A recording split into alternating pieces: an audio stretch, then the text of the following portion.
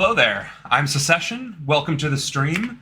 Sorry about the delay in getting started. Hello there, It's been I'm a bit of Secession. a rough Welcome start to the stream. with the Sorry about the delay in getting getting the started. stream Hello up there, and running, as I'm it Secession. turns out, Welcome to I the am stream. echoing. Sorry about the delay in so I getting still have a started. little Hello bit there, of I'm it Secession. turns out. Welcome to the stream. With that being said, Let's see if that... Why? Let's try this again. Now we shouldn't be echoing. Perfect. Now we shouldn't be echoing, I believe. Anyway, I apologize for that. That's the whole point of this portion of the stream, is to work out the kinks, the tiny little details. So I do apologize. I have been streaming in the past. The last stream I had was 2 years ago. I was doing it as kind of a hobby, trying to see if I could integrate streaming, politics, and my game Esoterra. That didn't really pan out because of work. When you work full-time and stream, you tend to have to prioritize bills and having an income over your passions, unfortunately. And I wasn't able to consistently stream. However, I did make it to affiliate, so thank you to everyone who supported me during that beginning journey. I know many of you are probably going to be surprised to see me like this. But those of you who will come to learn about me, who will join this channel and become part of the growing community, and quite frankly, more than just this community and this channel, this isn't about me per se. This is more about education. This is more about getting engaged in civic affairs, learning about politics and government, and how you truly have a role to play. And I think that's often lost in that discourse, right? There's always the left versus right. Well, if you don't vote for Trump, then you're a traitor. If you don't vote for Biden, then you're a traitor, right? It's always this kind of negative discourse. But really and truly, it's about policy, right? Well, politics doesn't affect me. I don't care about politics. Politics is it's just icky. Okay. Well, the thing about saying politics is icky is when you go to the grocery store and the cost of groceries is 50% more than what it was a few months ago, a year ago, 2 years ago, that's politics. And if that's not enough, I mean, look at rising gas prices, look at healthcare costs, look at access to healthcare, look at access to education, look at your taxes, look at your income, right? These are the things that you don't normally associate with politics, but it 100% is. Right? Your road construction, right? When was the last time you drove through a highway in your home state and it wasn't under construction, right? Or that one street in your hometown that wasn't under construction? Or how about the various amounts of potholes in your hometown, but your police forces are always fully funded with the latest and greatest? This is all political. That's all politics. And the thing is, politics really is a synonym for your life. Right? What your day-to-day experiences are is political.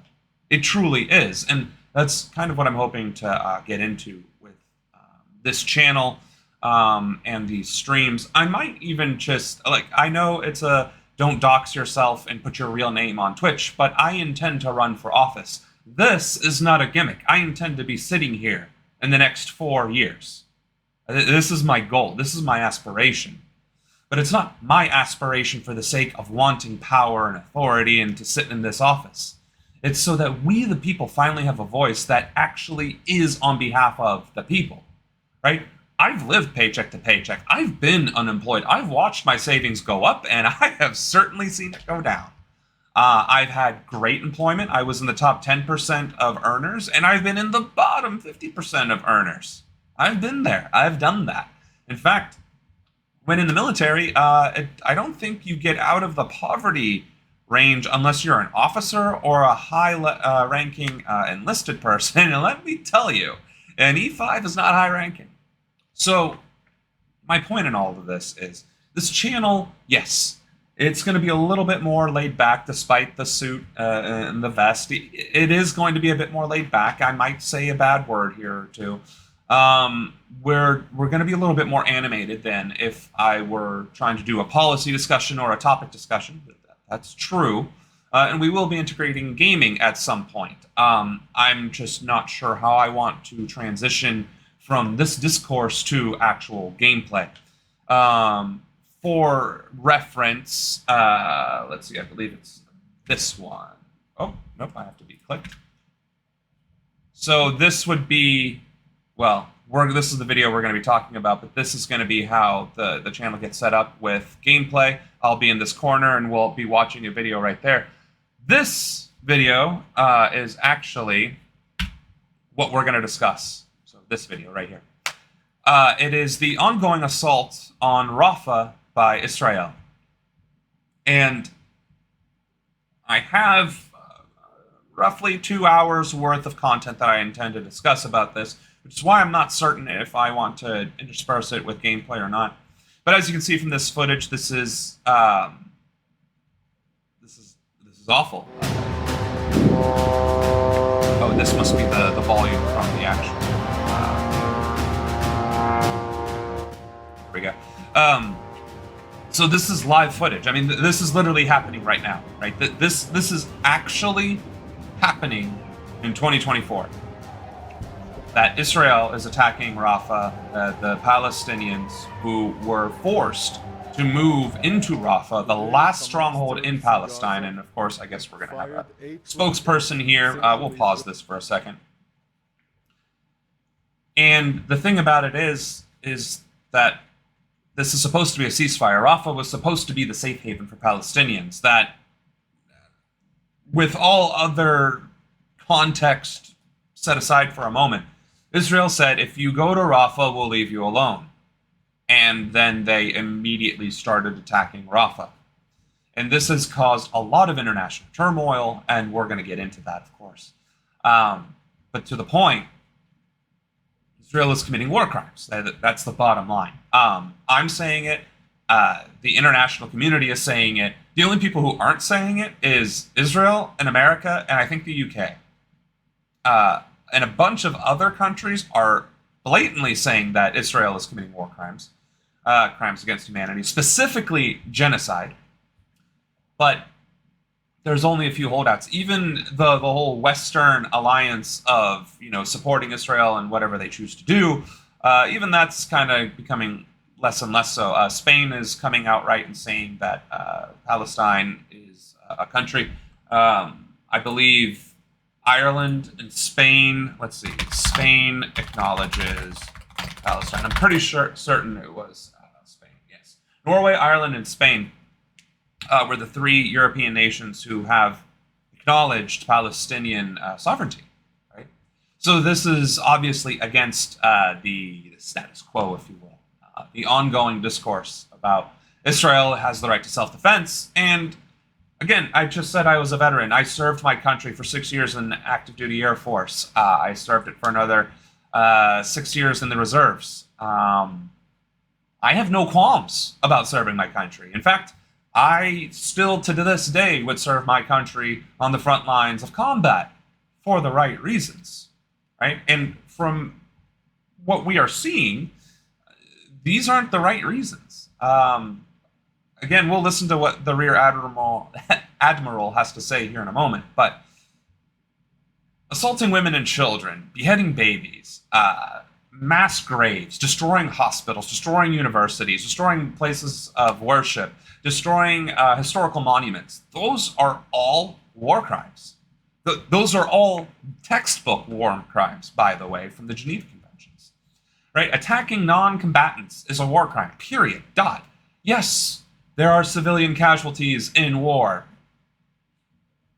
But there's a difference between collateral damage, oh shucks, we missed our shot, and oh, we're just going to starve and push and murder and rape and behead and slaughter and then post it on social media.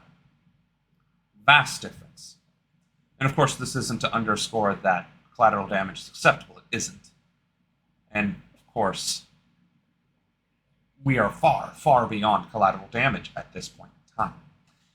And that's the discussion that isn't being had, largely because the US propaganda machine, news networks, are not allowing that to happen.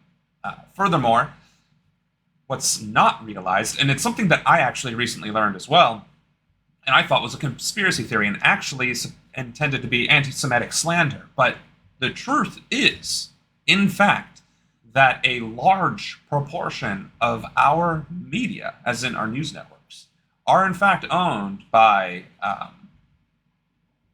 Israeli-backed companies. Now, to some degree, the religion and the ethnic background really doesn't matter. Billionaires are billionaires, right? They are their own entity in society. But it would be remiss to not point out that with entities like AIPAC, right, a foreign lobbyist firm that commits vast amounts of money to all sorts of politicians across party lines, it directly influence our nation's politics. And yes, there are definitely Israeli ownership of national media. So when you put two and two together, it kind of makes sense. But more so than that, it's the unwillingness of our elected leaders to go against Israeli talking points and policy positions, regardless of AIPAC and regardless of the media. Why is it that the U.S. and Israel are so intertwined?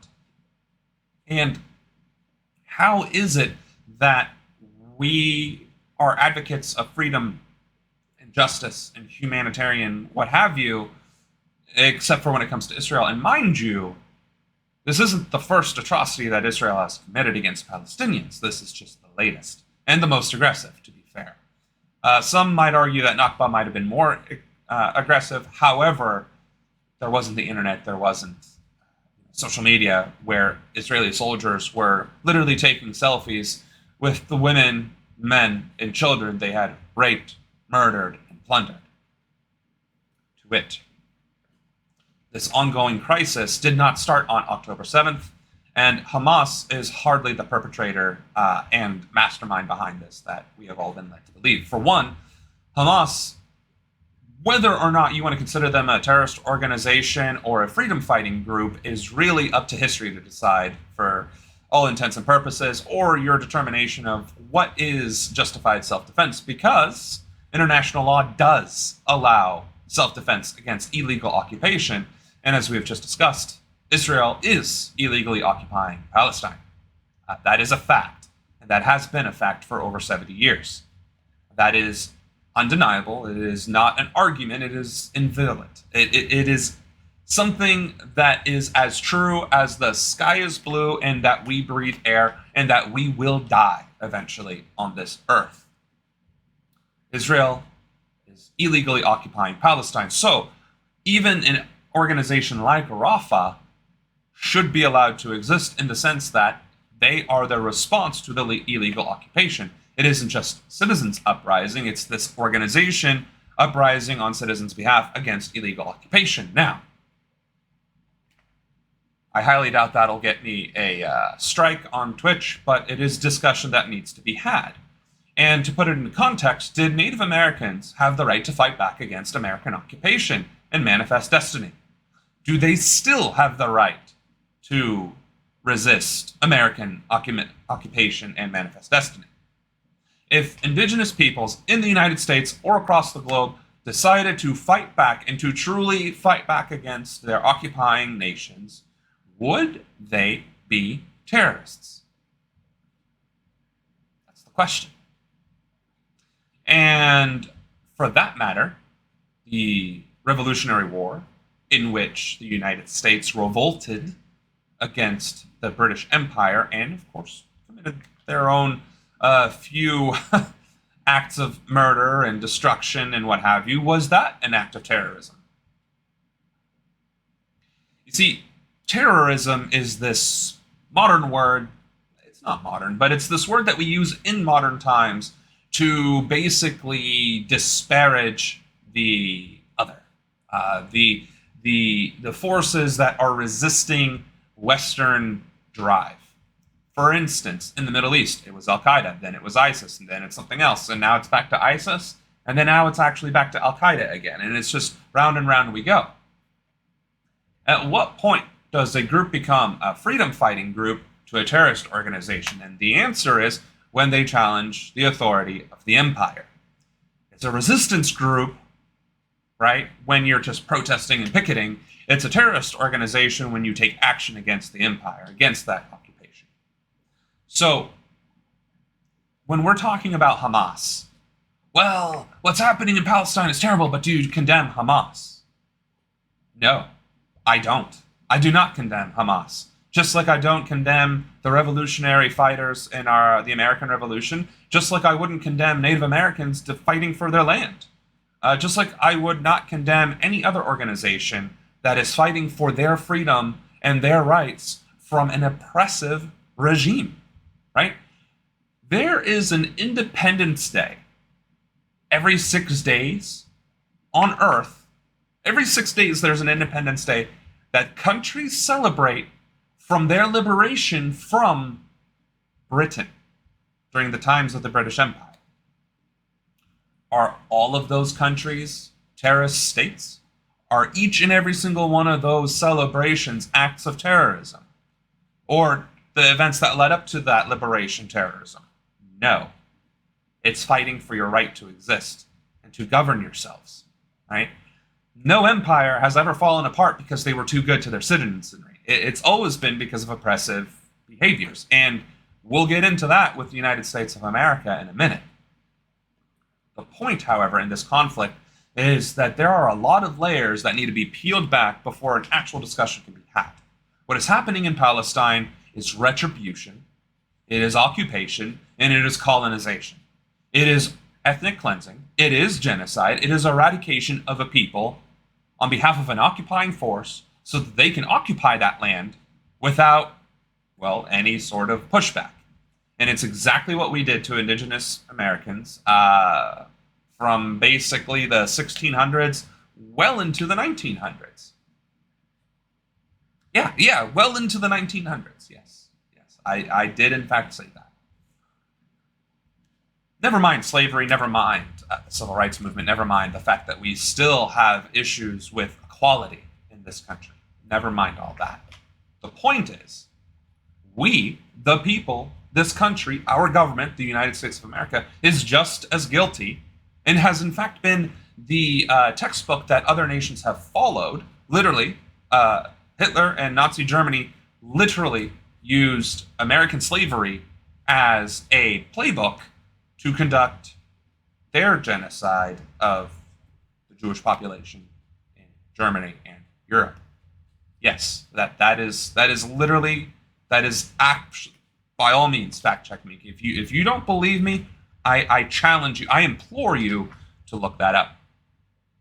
And the same is true for other apartheid states. They have used America as a reference. And of course, Israel being backed by America is no different in the fact that literally America is like, hey, Israel, go do what you're doing. We're going to give you more money, more bombs. We're also now going to establish ports and boots on the ground facilities, and we're going to make this yet another forever war. So the United States and Israel are literally linked, holding hands in this atrocity, which is precisely why Joe Biden is the first president to be charged with genocide or having crimes of genocide being petitioned to be sent against him. Obviously, nothing's happening with that because our country does not recognize petitions and apparently protests and citizen desire to hold their politicians accountable, which is one of the reasons why this channel and my ongoing efforts to become elected and bring these very important topics of discussion to the forefront where they belong. Which goes to a slight tangent before we get right back to Palestine and Israel's atrocities. If I just said, literally live, that our government does not really let people do anything about it, then what's the point of me saying you can do something about it? Am I lying to you? Am I bamboozling you? Am I selling you snake oil? The answer is no. I am not doing any of those things. The answer is we just have lost sight of the knowledge and access to the information that empowers us to do these things. For instance, protesting, right? when we think of protesting, there are two camps, maybe three camps, really, that view protesters in a certain way. The right-wing camp is like, oh, look at those liberals, blah, blah, blah, blah, blah, right? Just rah, rah, rah, they go get a job. Then there's the left-leaning side, which is, yes, go stick it to the man, absolutely. Yes, get arrested, ruin your lives, do whatever you have to do, but I'm going to stay in my house and not do anything about it. And that's really the third part. That's like, yeah, you know what? I agree with those kids, but I'm still going to go to work for Lockheed Martin, for Boeing, for whatever, and keep my head down, cash a check, pay my taxes, and not ruffle any feathers.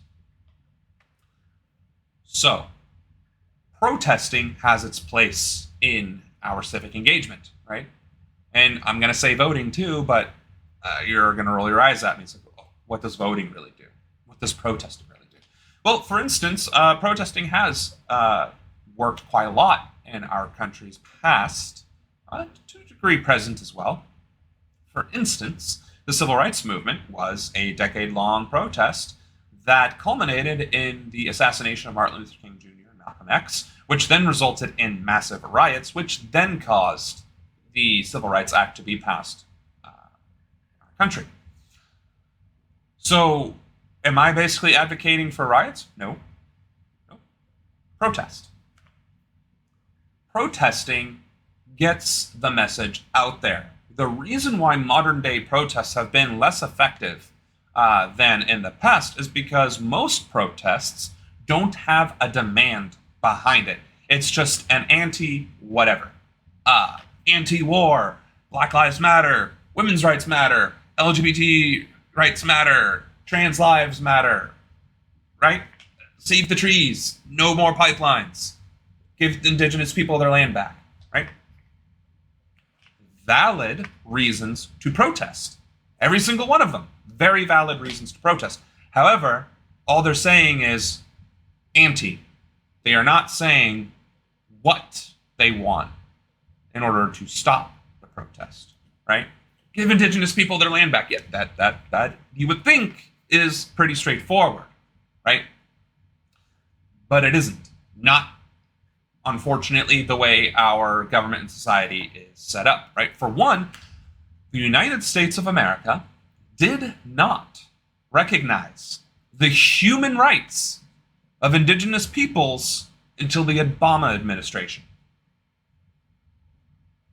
Remember when I said that this war was going on well into the 1900s? Technically, it was well into the 2000s.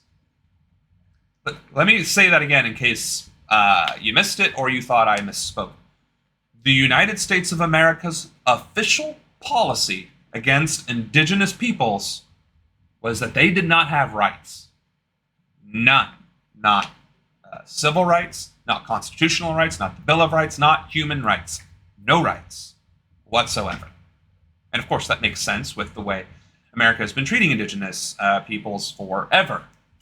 Basically shoving them into treaty lands, giving them the barest minimum, right? A lot of treaty lands say must give $5,000 annually. Well, $5,000 in 1806 versus 2006 is a distinctly different number, but the United States is only going to give that $5,000. Now, what's $5,000 going to get you today? Maybe a month of rent? Maybe 2 months of rent?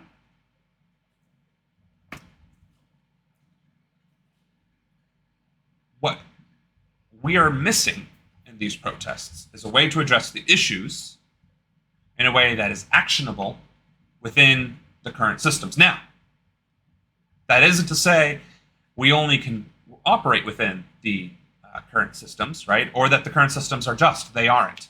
We do need to change the way things are. That's the whole point, right? Otherwise, why would I need to run for office if everything was great? Why would we even care about politics if everything was going fine, right? Apathy is not the same thing as acceptance. Apathy is despair. It's being broken down. It doesn't mean we don't maybe intellectually recognize that, well, I know I have to vote, I know I have to care, but I got to pay bills, I got to go to work, I got to try and eat healthy, I got to try and exercise, I got to try and get some sunshine. And then, yeah, I have to do something with my spare time so I don't lose my mind and blow my brains out. That might have been a strike on Twitch. Either which way, we are being suppressed. We are being forced down in our society, whether that is financial stress, whether that's individual stress, whether that's social stress, whether it's being bombarded with tragedy and despair and destruction, like Palestine, although obviously we need to take care and be aware of Palestine. We're also seeing the school shootings while there's nothing being done about gun control. We're seeing active shooters while having nothing done about gun control. We're seeing record profits, but also record layoffs with record wage stagnation. We're seeing all the bad things happen and nothing being done about it, and yet there's nothing we can do about it, because if we don't pay our bills, we become homeless. And what happens when you become homeless? The police terrorize you, take what little you have left, and then send you to prison.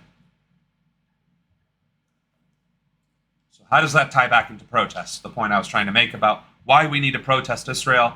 How is it effective, and how can we make it more effective? We can take a leaf out of the student encampments.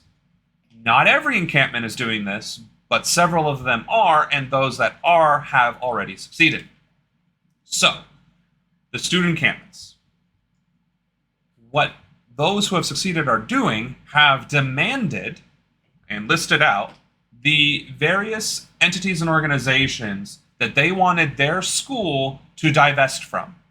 Right? They didn't just occupy the thing and say, Palestine should be free from the river to the sea, Israel is bad, America is guilty of war crimes, Joe Biden is guilty of war crimes, Trump's guilty of war crimes, right? It wasn't just that. They were saying, nope, all of these things are still true, but we need you to divest from this company, this company, this company, and this company. Oh, looks like we had a quick little snippet there. And it refreshed to not the Israeli conflict. Interesting.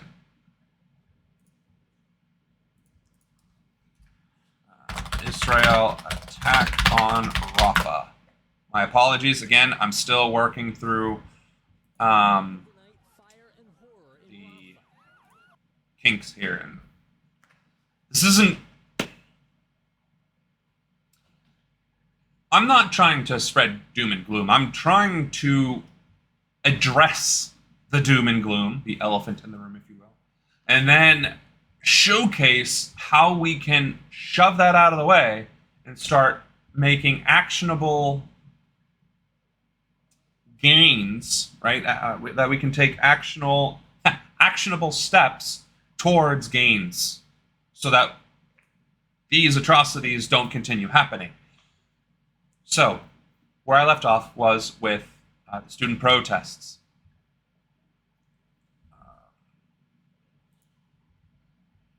Let me make sure everything's good here. Okay. What some of these students have impressively accomplished is getting their universities to divest. Now, again, when you protest, it's fine to just go there with your picket and your sign and shake your fist at the cop and whatever else. That's fine. But if the organizer, right, the leader of the protest, isn't also with their megaphone spouting off, we demand this, this, this, this, and this by this and this and this and date, or else the protest will continue, nothing's really going to happen, right? Largely because a protest is intended to be disruptive. Right? We can all agree that that is the intent of a protest, but what is getting diluted and misconstrued is that protests can't disrupt day-to-day traffic, roads, walkways, what have you. But if you look at the Constitution, it says the right to protest shall not be infringed, period, dot. So, if I want to stand in the middle of a four-way intersection with my sign, I have a right to do that. And the fact that cities are trying to mandate that you pay a protesting license fee, what have you, is also in a way violating that, because not everybody can afford that fee. And then, oh, well, if you didn't get your license, you can't protest. That's also a problem, right? But it goes back to what are the boundaries that we must operate within, and currently that happens to be one of them. Now, we could just straight up protest the fact that we have to pay to protest and get that written off the books, which goes back to the other point. A protest must have a purpose. It cannot just be an unruly mob. Okay, it can, but it's not going to accomplish anything. The goal of a protest is to achieve a goal. That is the point. So you need to have your list of demands with timelines and actionable things, right? And if they aren't met, it's just like with a strike. Maybe that's a better way of looking at this. A protest is literally 100% no different than a strike. None. There is zero difference between a strike and a protest.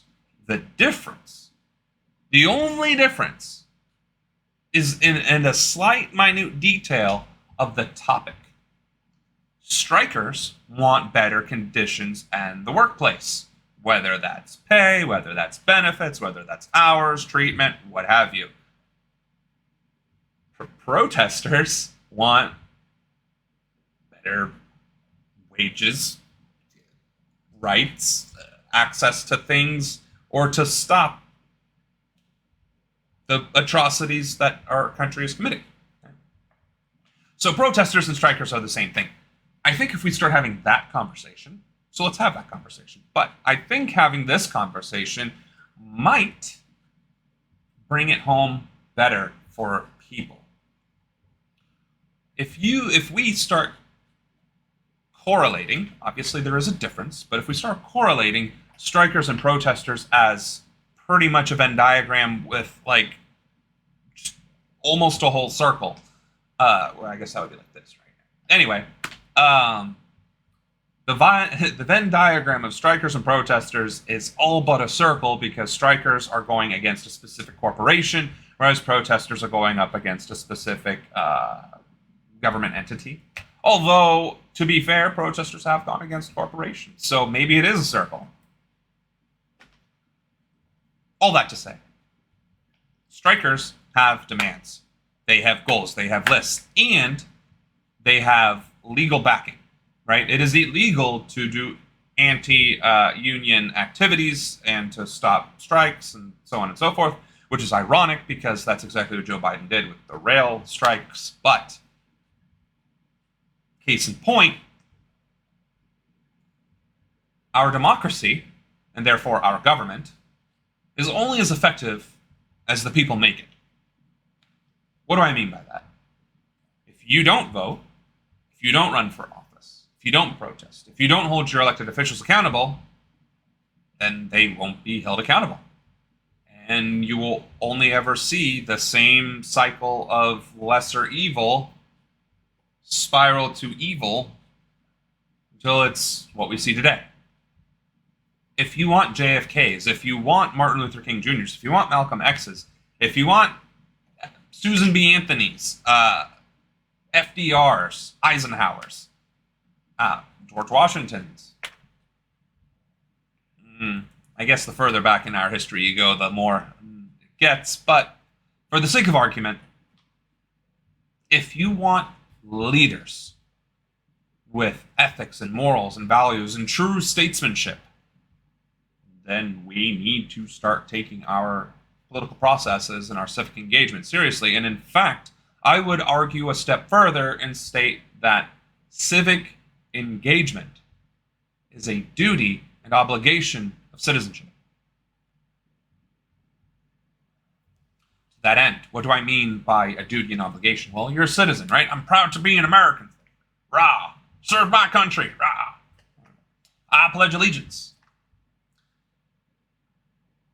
But if all you ever do is that, and pay your taxes, but you don't vote, you don't educate yourself on your local, state, and federal issues, if you don't do any of those things, then what you are really doing is benefiting off of the hard work, blood, sweat, and tears of those who are. Which goes to a slightly different topic of conversation, which is, who really are the moochers in society? The unemployed who are getting social benefits from social safety nets, or the people who aren't participating in their government in the first place? Right? Then, of course, what does it mean to be productive? What does it mean to be a citizen? What does it mean to be a part of society, right? We all have a role to play. But to truly understand what that role is, to truly experience the democratic process and what it means to civically engage, we have to have some hard conversations. And obviously, one live stream isn't going to cut it. A year's worth of live streams probably won't cut it. But hopefully, a little bit at a time, will start to sink in.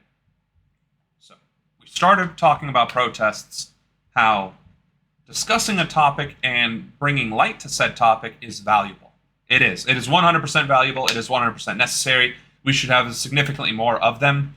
And the reason why we don't have more of them is because of financial insecurity, scarcity, and threat of, well, homelessness and unemployment, which in this society we can't afford because we don't have universal health care and we don't have, again, any sort of social safety nets.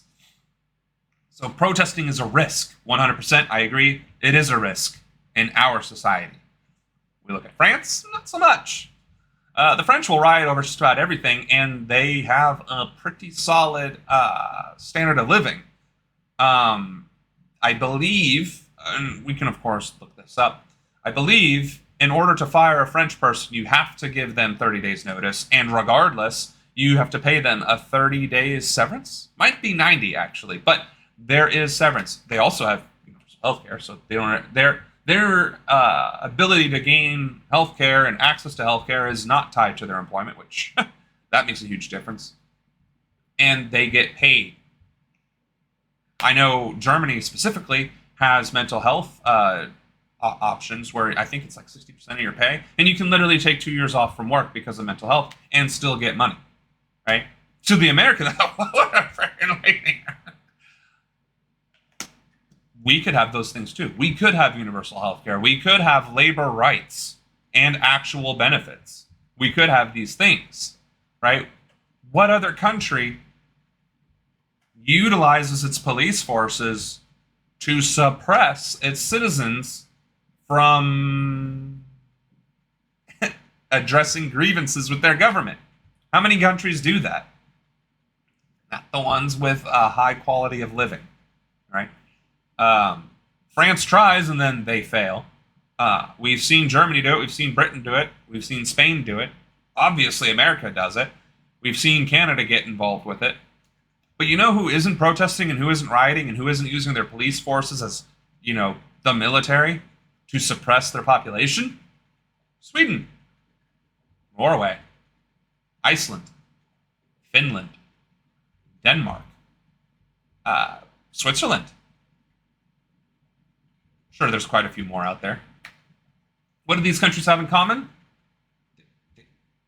They take care of their people. They listen. Why?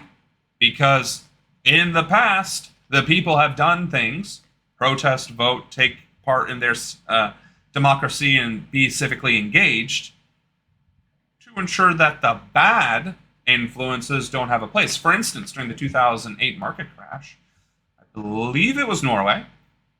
Correct me if I'm wrong, it might have been Sweden, but it was one of those two, executed the bankers of their country. I believe it was executed. If not, it was absolutely life sentences. You know what we did? We gave our bankers billions of dollars and a slap on the wrist, and then now they're buying up real estate property again, jacking up the interest rates and preventing people from literally engaging in the economy.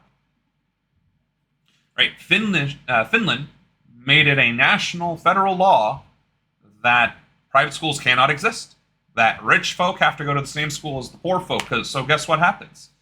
Rich folk pay their taxes, and it goes into their education system, and their education system is the best in the world. Period. Dot. End of story. These are all things that we can have. The high-speed rail system. You want to know why we don't have high-speed rail in America? Airline industries. That's it. That is the reason why we do not have high-speed rail. And it's one of the reasons why our passenger rail hasn't gotten very far either. Airline industries.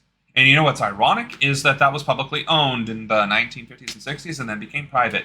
You know what else was interesting in the 1950s and 60s? Universal healthcare and universal education existed. We are the only country who had universal healthcare and universal education and said, nah, we're going to privatize it. And now that is the first and second largest cause of bankruptcy in America.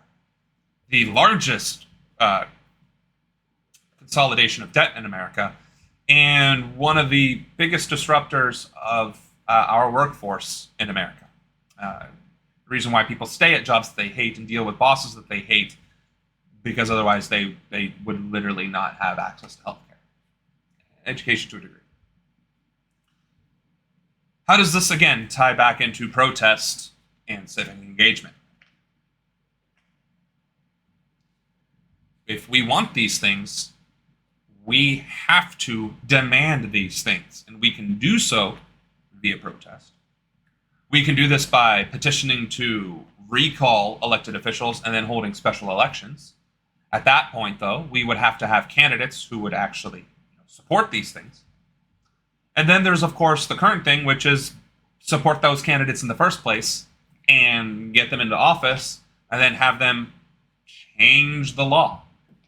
What is the law?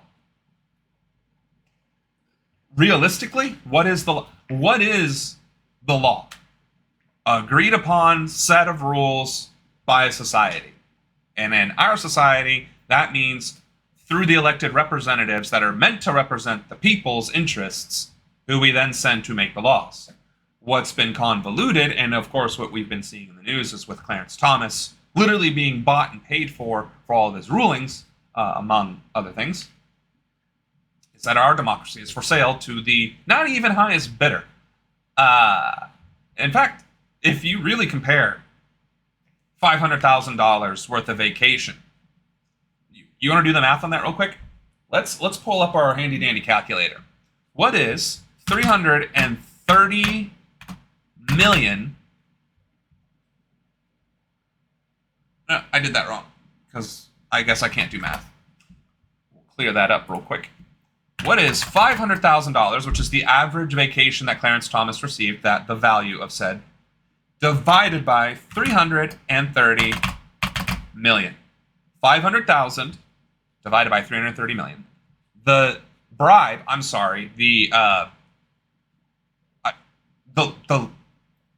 don't even know how else to describe it other than a bribe. The lobbyist contribution? I don't know. Of $500,000 divided by 330 million people, which is the population of the United States, according to the last census. Because obviously Clarence Thomas is a Supreme Court justice, and therefore whatever he does affects the entire country, man, woman, and child. Right? They, thems, of course. So $500,000 divided by the entire population of the United States is 0.0015. So 0.15%. Or said differently, 0.15 cents. That's the value of the American, according to Clarence Thomas.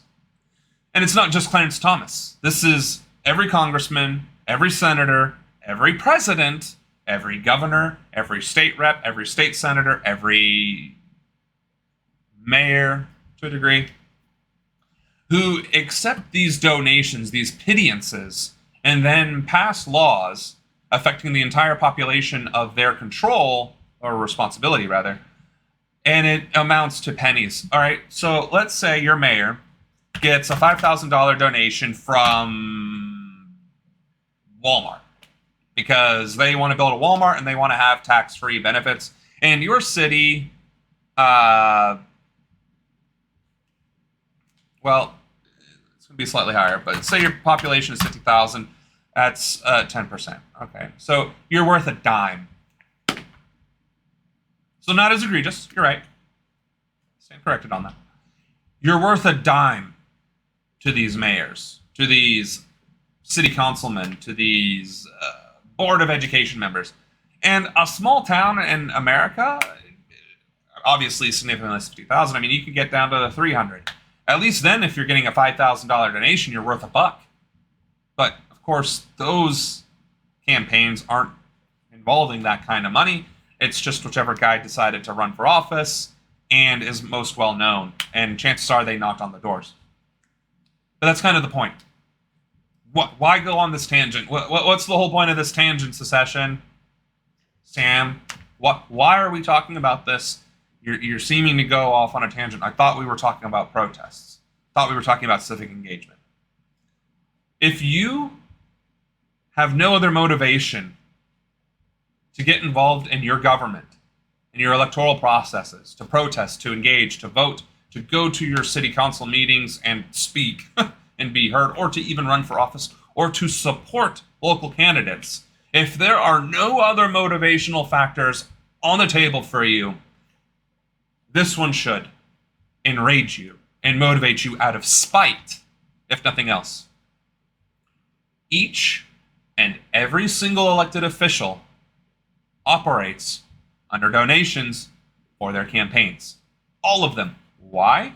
Because that's the way our country operates after Citizens United. Money equals free speech. And who has money? Rich people. Who doesn't have money? We the people.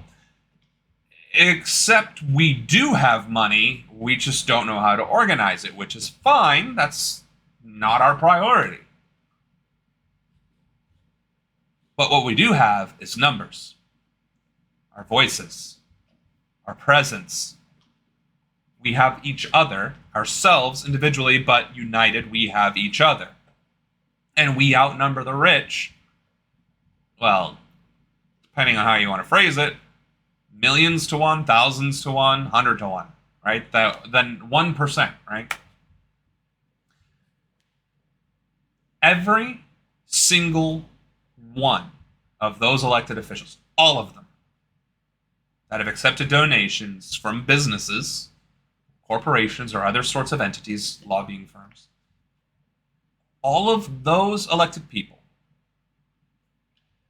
think you are worth less than $1. As we just found out, less than, not even, about 10 cents. And at the federal level, you're not even worth a penny.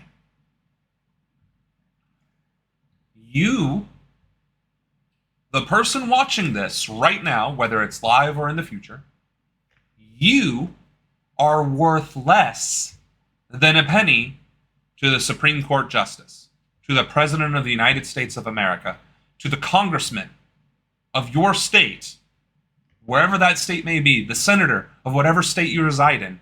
You are worth less than a penny to them.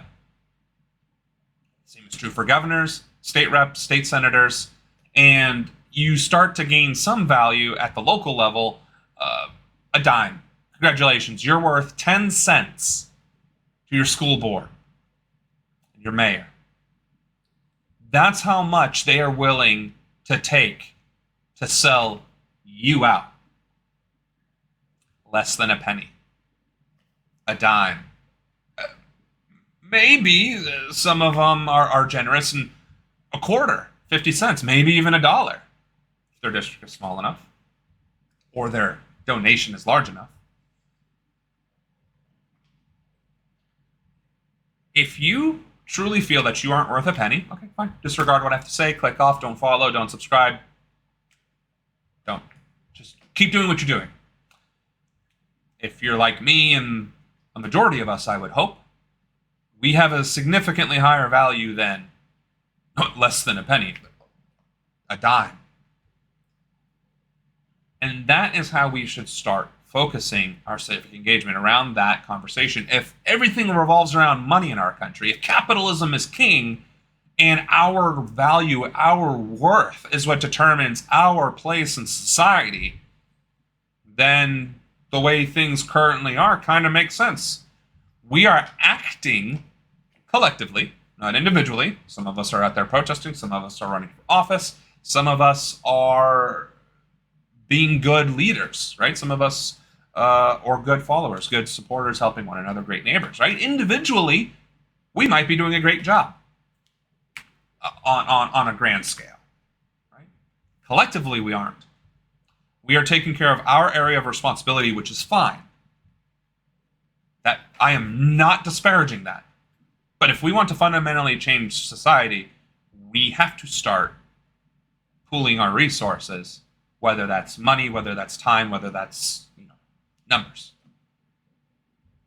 And the best way to determine our influence, our value, if you will, according to the Supreme Court and Citizens United, so we need to combine that 0.15 cents, multiply it by that 330 million, and start multiplying that value over and over and over and over again. To put that in perspective, Bernie Sanders, when he ran, his average donation was $27. I can afford $27. Even when I was unemployed, I could afford $27. Right?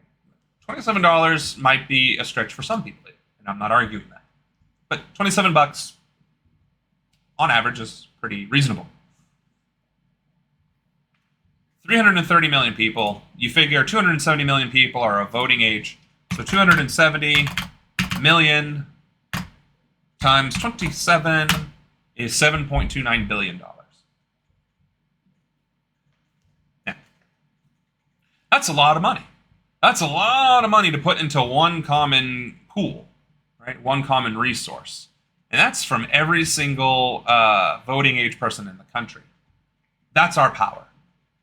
$7.29 billion is the effective power that we wield as Americans, as voters, as voting age people. That is, I would say, a reasonable average amount of power that we wield. To put that in perspective. In fact, I won't even just say the words. How much was spent on the 2020 presidential election? $14.4 billion between the Democrats and the Republicans is what it looks like. And that doubled, more than doubled, the 2016 cycle. So $7.29 billion, we the people, we could pool outside of the two-party system and absolutely debilitate the status quo. That would be an extremely powerful protest. How would we make all this work? We can talk about infrastructure, but then I'm pretty sure I'd bore the hell out of everyone here. And maybe that'll be a different stream, or maybe I'll make that into a video. But $7.29 billion is the mean average that we the people have to influence our national politics, our presidential elections. We could do that. Sure, it just said $14.4 billion. But remember, that includes corporate money. So, how much corporate donations were spent in the 2020 presidential election? Let's see. Is there a breakdown at all? How much dark money?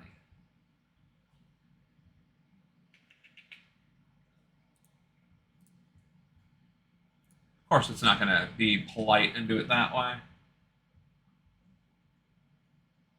Campaign activity, independent expenditures. Is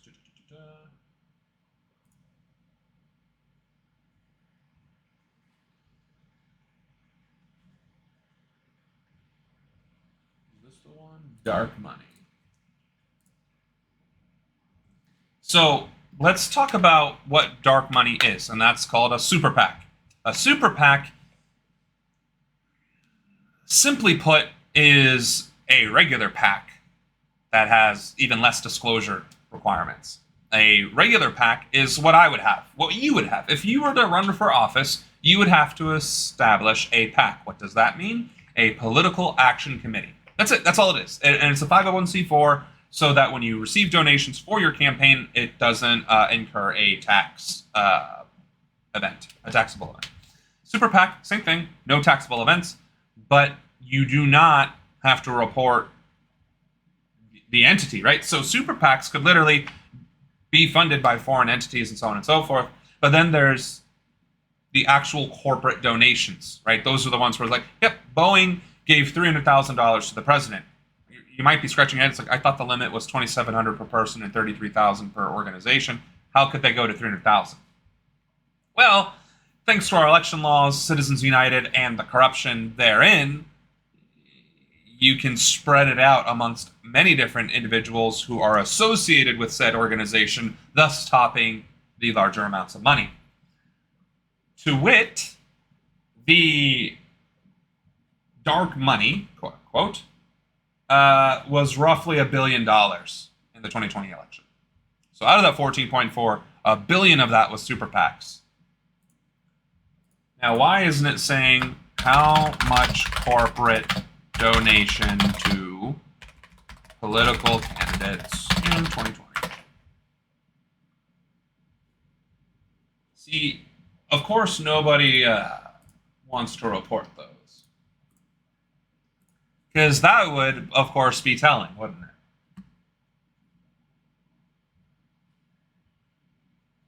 So yeah, we have the top donations, and then we have to see top donations by recipient. That's lovely.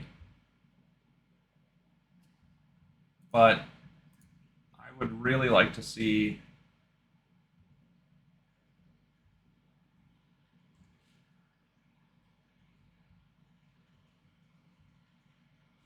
wow. So, live, mind you, researching dark money and corporate influence in our government is not as simple as it would seem. I'm currently on accountable.us/project/corporate-donations-tracker. There are 697 entries across all 50 states from 2021 to 2024 that have made contributions to political what have you. And it looks like the first 100 of which are over $182,000 between Kevin McCarthy, Jason Smith, and 31 others. So there are tools to look this up. I don't feel like my point has been invalidated. The issue is tracking dark money is difficult. So is corporate donations, and it's difficult on purpose, right? So that $14.4 billion isn't you and me spending money on Republicans and Democrats. That is a majority of large donations, right? There we go. Maybe large dollar donations in 2020. And then you get who are the biggest donors, who are the biggest organizations.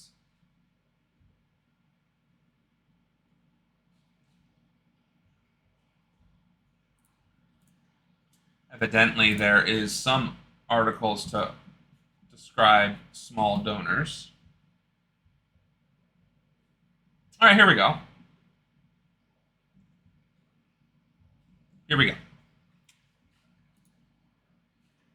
Again, this is interesting because it's not taking it into whole. It's a snapshot of a specific candidate.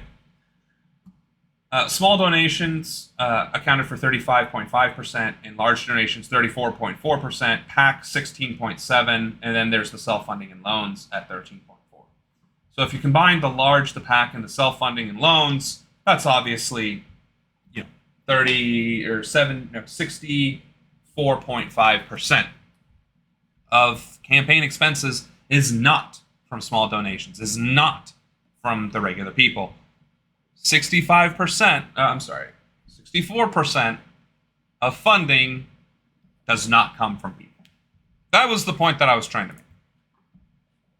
Apologies if that was a little roundabout or not as effective as it might have otherwise been. Like I said, I'm still getting my stride with this streaming thing. In fact, I'm getting parched, so let me have a quick sip here. Tying it back. The whole point of why we were going through that little rabbit hole. If collectively, as citizens, our small donations could amount to over $7 billion, $7.29 billion, we can 100% affect our society, our government, our elections, our way of life. We could fund it ourselves. We could literally self-fund every single election in this country. We could. What's missing is the organization, infrastructure, and the willingness to follow that kind of principle. I'm not saying that's what we have to do in order to survive. That's obviously several steps in the future. But that is the collective power that we wield. Protests are an example of that collective power.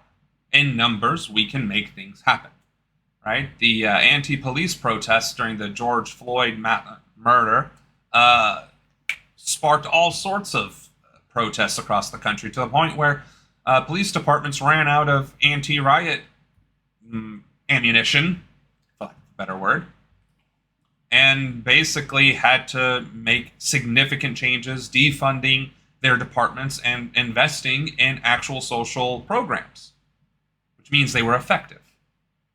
Arguably, some of them were aggressive, but for the most part, they were peaceful. But they were in large numbers, which forced the elected officials to act. They didn't want to, right? Hence why the protest. Otherwise, it would have been like, yeah, you know what?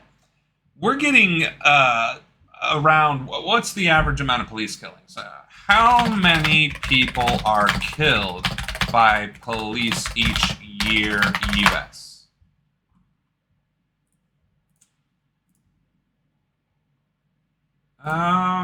As of 2024, May 27th, there have been 178 people killed by cops. 178 divided by 365, right? Is that the right way to do that? No. It's 365 divided by 178. There we go. So, I can math, I promise. I'm not just here to look pretty in my nice tie and vest. On average, 2 people have been murdered every single day in America by police.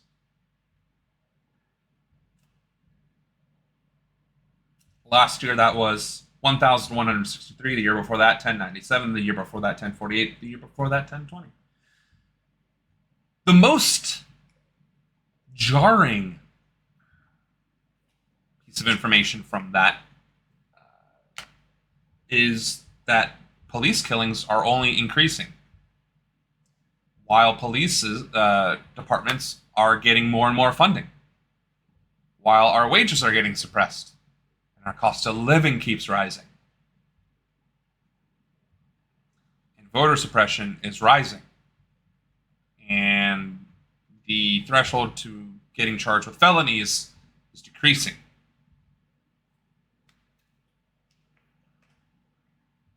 How do you combat that?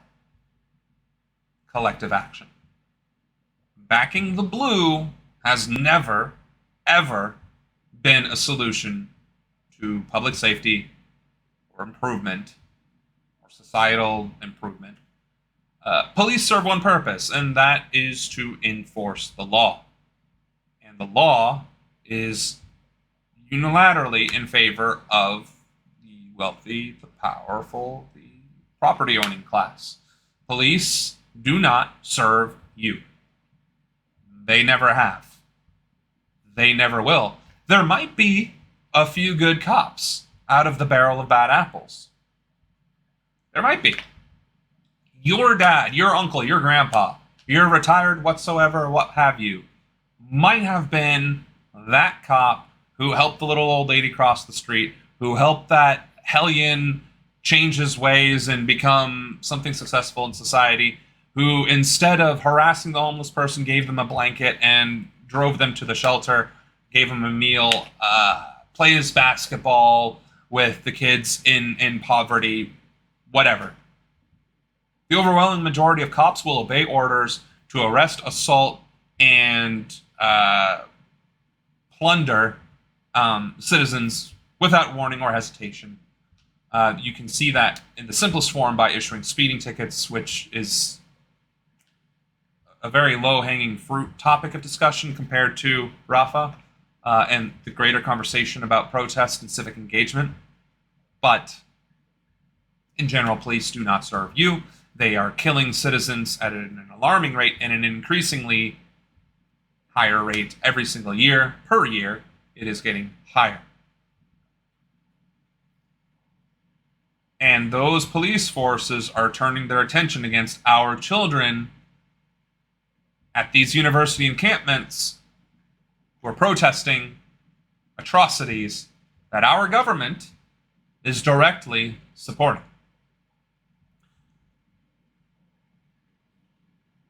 So you might be scratching your head like, wow, that seems like a stretch. Like, how do you go from protesting and voting and running for office and $7.29 billion and then somehow manage to tie that back into what's happening in Palestine? Again, I'm working on my craft. I'm working on this live interaction and discourse. I am working on it. And I apologize if it seems to be here, there, and everywhere. I do want to make sure that, just because I'm muted. Oh, my chat hasn't been showing up on my screen. That's wonderful. Let me make sure that, great. The source file is missing. All right, well, I apologize, a dragon. We are actually going to get into that presently with the Netanyahu's response to the ICC. So I am truly sorry. I just thought nobody was chatting.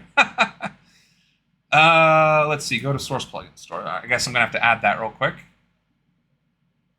Chat viewer. This should be. I installed this before I started.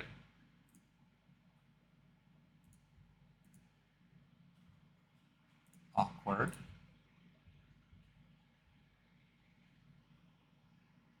Wow. Okay, I apologize. As soon as this actually decides to work, though, we'll get into the Palestine. I think I've kind of set the stage that protest, civic engagement, and this are all interlinked. So hopefully, we're going to do a quick test here.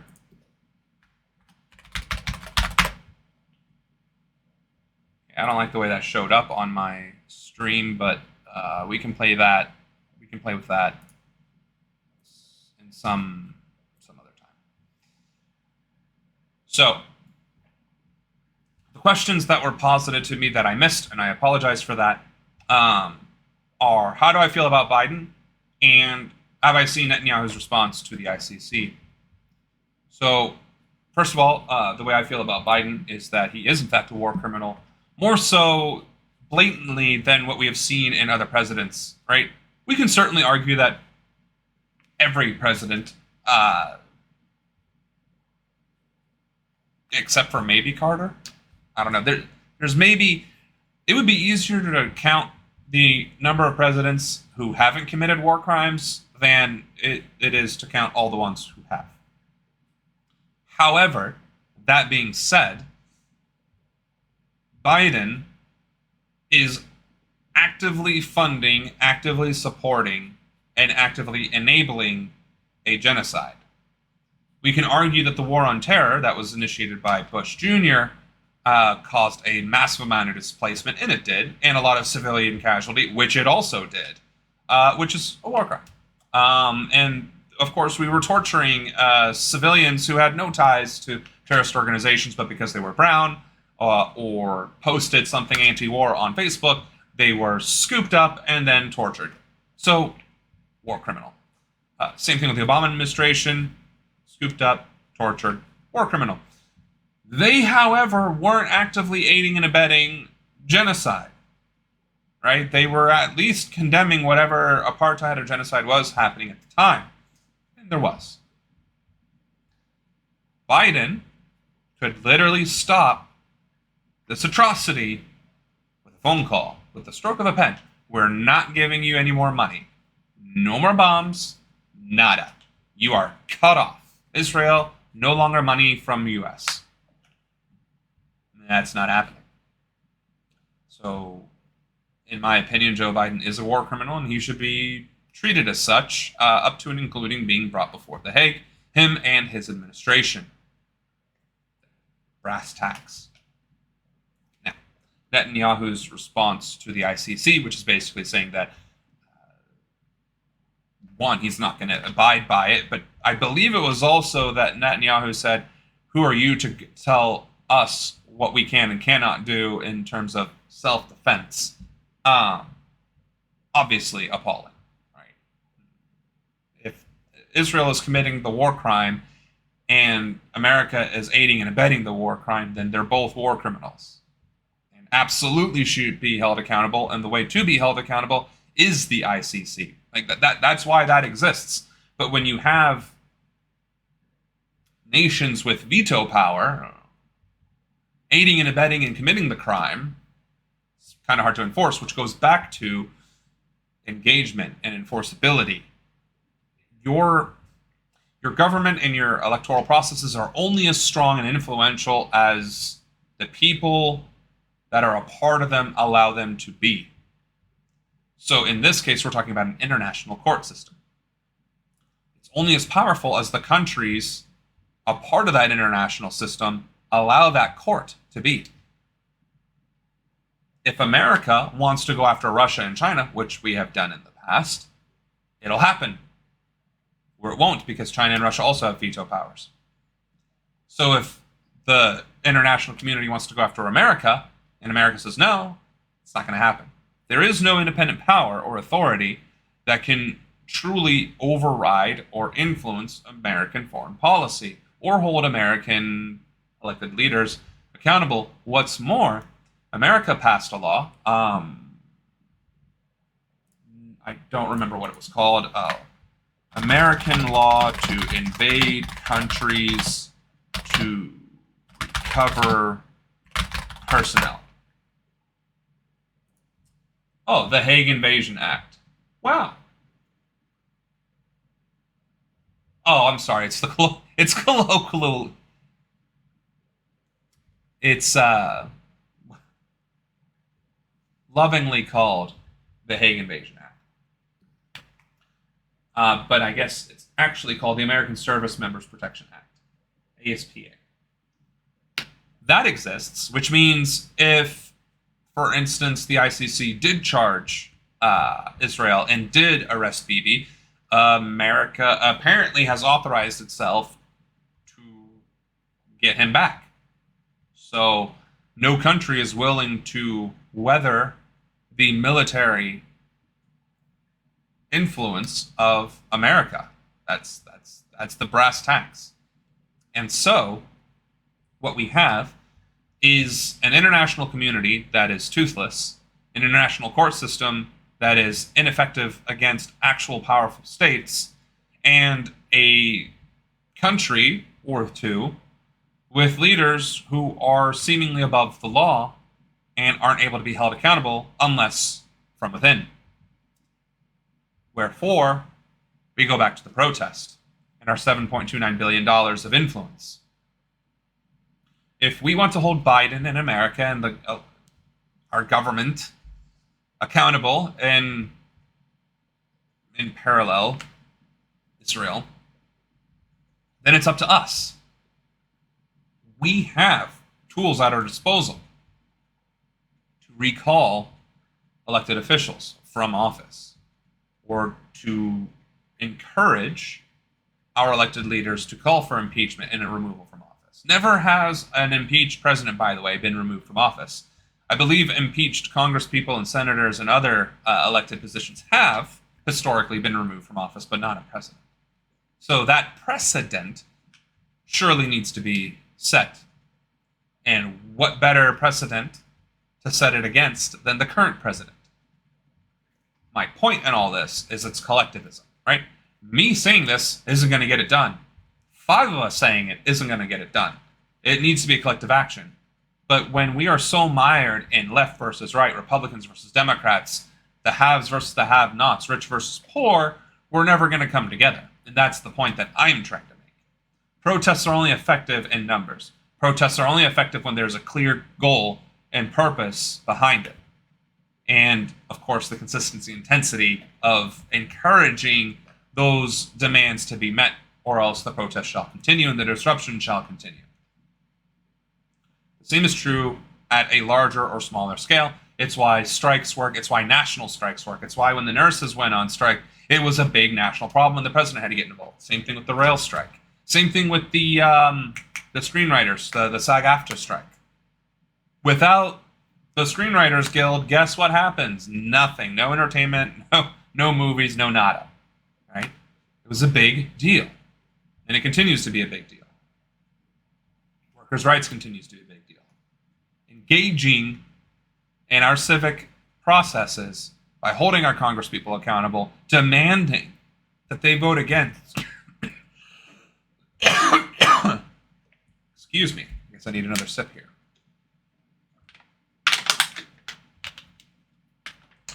To encourage that America changes its foreign policy position on Israel and Palestine, we have 2 choices.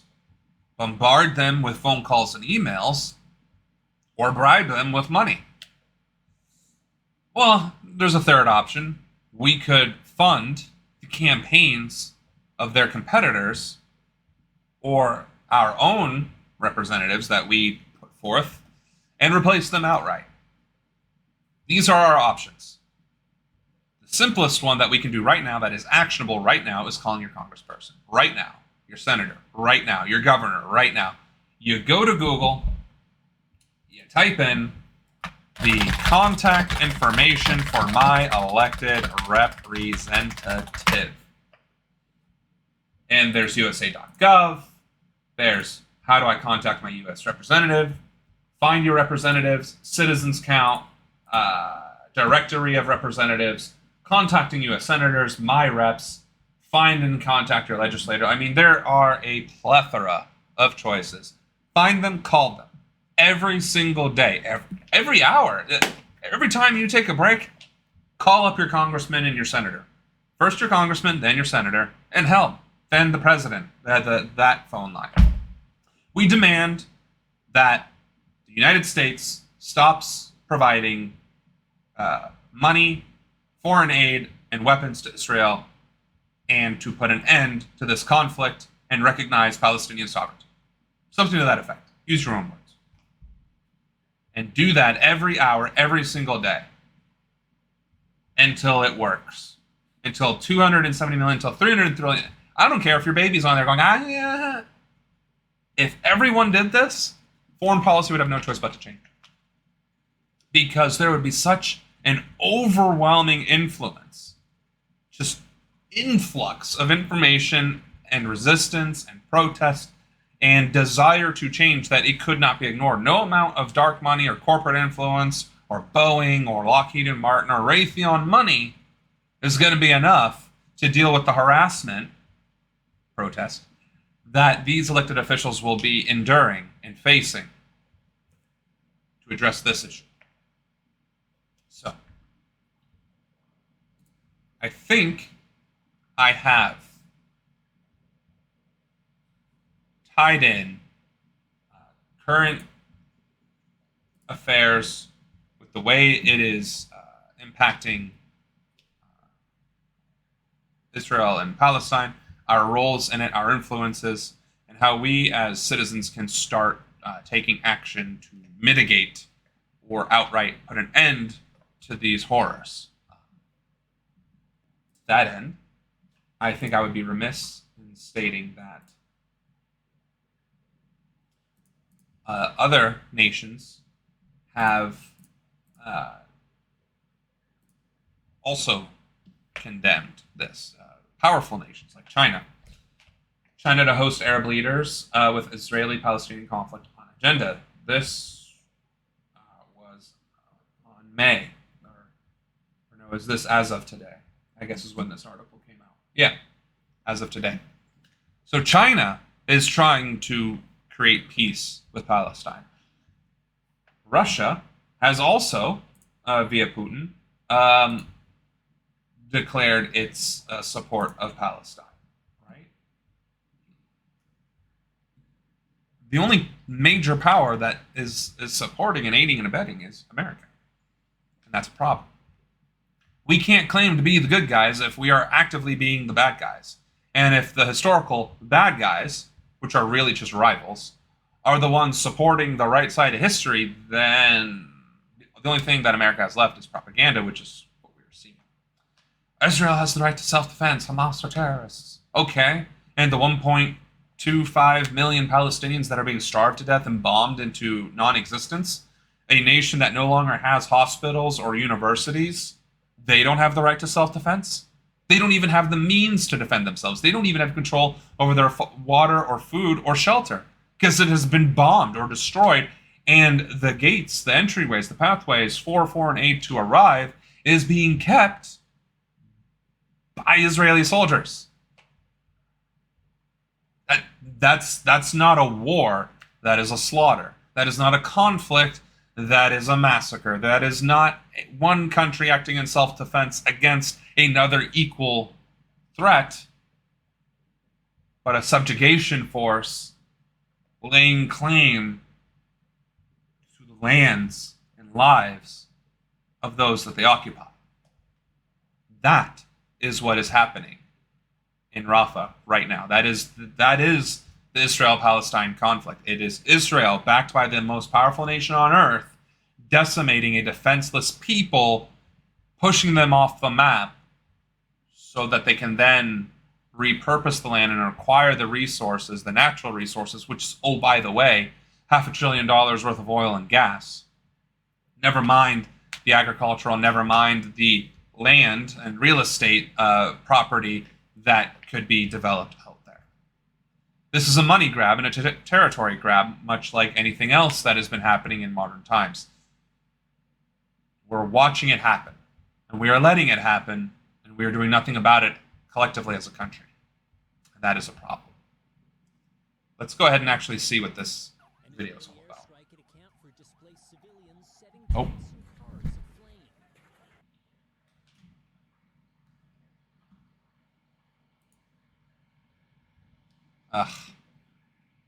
So I guess when I try and play the video through stream, Kill all mosquitoes in the area in just minutes. This simple. we're just gonna consistently.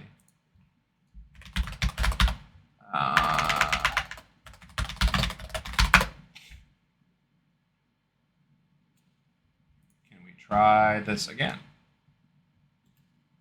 Okay, I'm not signing in.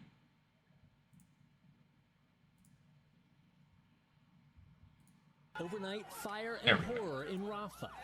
Go ahead. An Israeli airstrike at a camp for displaced civilians, setting tents and cars aflame. Fire crews in Hamas-run Gaza say at least 40 people were killed, many of them women and children. One of the deadliest bombings in Rafah of the entire war. The Red Crescent says it happened in a designated safe zone. But Israel says the strike killed 2 senior Hamas commanders responsible for attacks in the occupied West Bank, adding it is aware of reports indicating that as a result of the strike and fire that was ignited, several civilians in the area were harmed. The incident is under review. Sitting is open. The UN's highest court has ordered Israel to halt the Rafah offensive, but has no power to enforce the ruling. And Israel giving no sign it will comply, saying hostages are being held in Rafah. We will not stop fighting for their freedom. On Sunday, Hamas fired rockets towards central Israel for the first time in 4 months. With sirens blaring in Tel Aviv, the IDF says the rockets came from Rafah. Meanwhile, further up the coast, new questions about the safety of U.S. service personnel after 4 small army boats broke their moorings in heavy seas, washing up in Israel and Gaza. The ships were delivering aid through an American-built temporary pier. U.S. Central Command saying no injuries have been reported and the pier remains fully functional. But 3 U.S. personnel did suffer non-combat injuries last week, the Pentagon says. 1 seriously wounded. And you can probably hear the wind howling here in southern Israel. That's what caused those ships to actually break off their moorings. If I step to the side here, you can...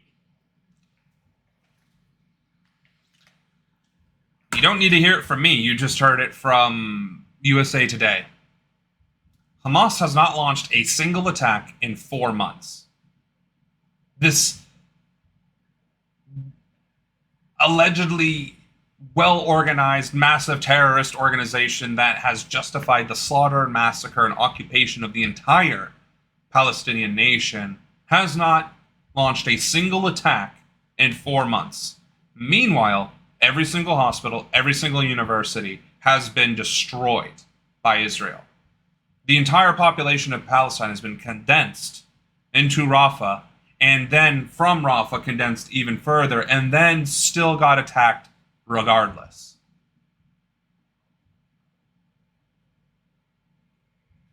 I truly do not know what else can be said about the crimes that are being committed in Palestine by Israelis with the support of the American government.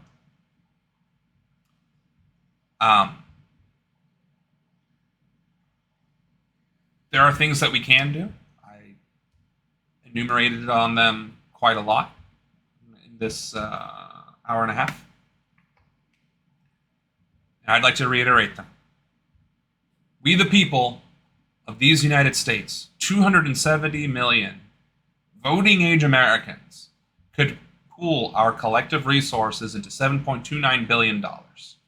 We could then finance and support our candidates outside of the two-party system to truly represent our needs and to take back our democracy and government. As that is a long-term goal, our actionable